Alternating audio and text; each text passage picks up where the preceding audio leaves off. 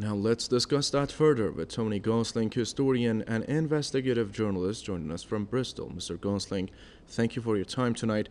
Gaza had one of the highest literacy rates before the Gaza war. What does the destruction of schools, universities, and libraries tell us about Israel's long-term plan for the Strip? Let's look at it this way. The idea that there's now only 60% of children getting an education, it sits right next door to the 10,000 or so, most likely more, children that have been deliberately killed by the Israelis using American bombs, British intelligence. And so this has been a war on children, a form of child sacrifice that we thought that was really from prehistory. The idea that you can actually specifically target children, like you target journalists, for example, this is extreme barbarism. It is really best described as evil. And so I think we need to completely change the journalistic discourse about trying to understand what's going on. If you're attacking and killing innocent children in this way, depriving them of the very basic necessities of education, it's good that the United Nations and other bodies have spoken out against it. But the question has to be, who can do this? How can they do it? How can they get away with it? And most importantly, the question that never gets asked, really, which you've just about almost asked, is why?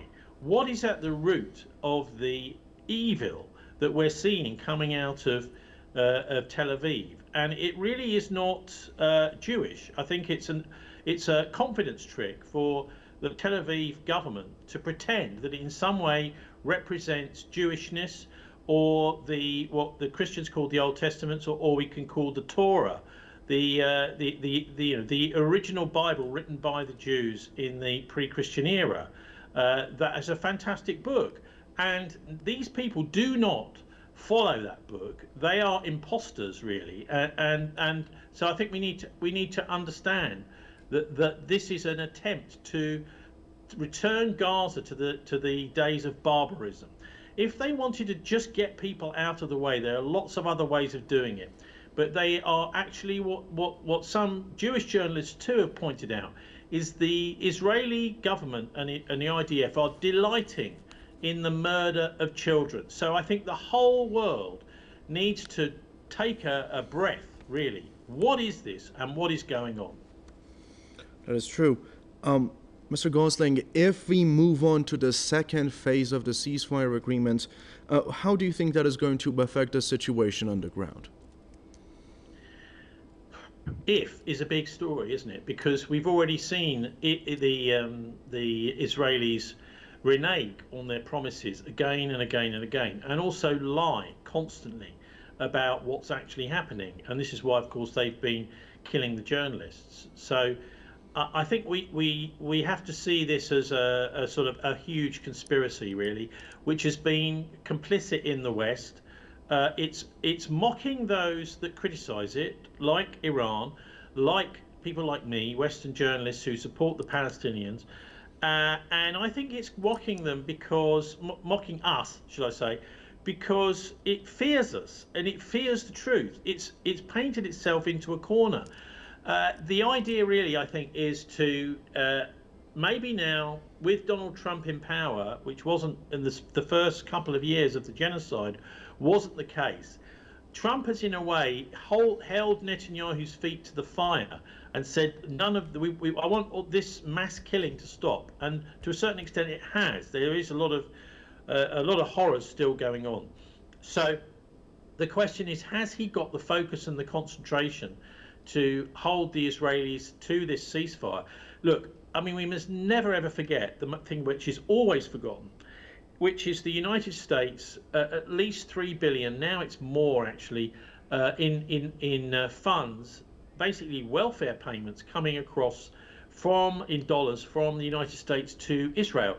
And Donald Trump could cut that off any time. The US Congress could cut that off any time. And this is why I say it's a huge conspiracy, because these people, what they're doing is they've been voting for continuing the lies and for continuing this, effectively, what is a crusader state that has been set up, very much like in the Middle Ages, that the Europeans set up the Knights Templar and the so-called Christian, which wasn't Christian, state back in medieval times.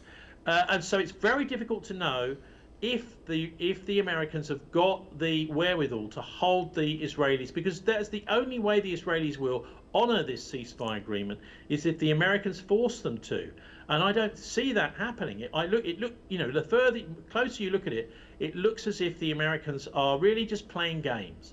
And they're playing games with not only the lives of the people in Gaza, but actually with the future of humanity, which is where we come back to talk of barbarism. We're dealing with barbaric individuals and barbaric groups and a huge conspiracy here to create chaos. And we need the rule of law, particularly through the United Nations. But I think any country that stands up to Israel right now, in whatever manner, is going to be very much applauded. And it seems to me that in understanding how to deal with this level of evil, there are very few states in the world that can do that. And thank God the Islamic Republic is one of them, because we're dealing with evil people who are telling lies. And you have to understand this is a war on God. Ultimately, God will win that war, but these people are going to possibly kill millions more before we get to grips with them and before we stop their assault. And the people of Gaza, in a way, the people of Gaza are holding a flag, every single surviving one of them, for the rest of humanity. And my final question, Mr. Gosling, before I let you go, UNICEF says 60% of children are out of in-person education. What do you think that means for the psychological, I'm talking about psychological and social impacts on the children of Gaza?